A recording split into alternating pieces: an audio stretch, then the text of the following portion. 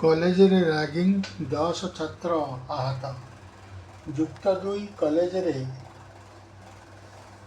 Ragging ଅଭିଯୋଗ। ଭୁବନେଶ୍ୱର ଉପକଣ୍ଠ ଜଟଣୀ ଗଙ୍ଗପଡ଼ା ସ୍ଥିତ ଘରୋଇ ଯୁକ୍ତ 2 କଲେଜର ପ୍ରଥମ ବର୍ଷର ଛାତ୍ରଙ୍କ ଉପରେ ଦ୍ୱିତୀୟ ବର୍ଷର କିଛି ଛାତ୍ର ଛୁରୀ ଧରି ମରଣାତ୍ମକ ଆକ୍ରମଣ କରିଥିବା ଅଭିଯୋଗ ହୋଇଛି। ଏଥିରେ ପ୍ରଥମ ବର୍ଷର 10 ଜଣ ଛାତ୍ର ଆହତ ହୋଇଛନ୍ତି। ଗତ ବିଳମ୍ବିତ ରାତିରେ ଏହି ଘଟଣା ଘଟିଛି।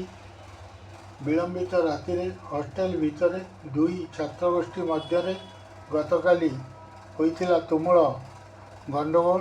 ଏହାପରେ ଦ୍ୱିତୀୟ ବର୍ଷର ଛାତ୍ରମାନେ ଛୁରୀରେ ଆକ୍ରମଣ କରିବାରୁ ପ୍ରଥମ ବର୍ଷର 10 ଜଣ ଛାତ୍ର ଆହତ ହୋଇ ମେଡିକାଲରେ ଭର୍ତ୍ତି ହୋଇଥିବା ସୂଚନା ମିଳିଛି। ଘଟଣା ପରେ କଲେଜ ପରିସରରେ ଉତ୍ତେଜନା ଲାଗି ରହିଥିବା ବେଳେ ପୋଲିସ ମୁତୟନ କରାଯାଇଛି। ଇନ୍ଫୋ ଭ୍ୟାଲି ପୋଲିସ ଘଟଣାସ୍ଥଳରେ ପହଞ୍ଚି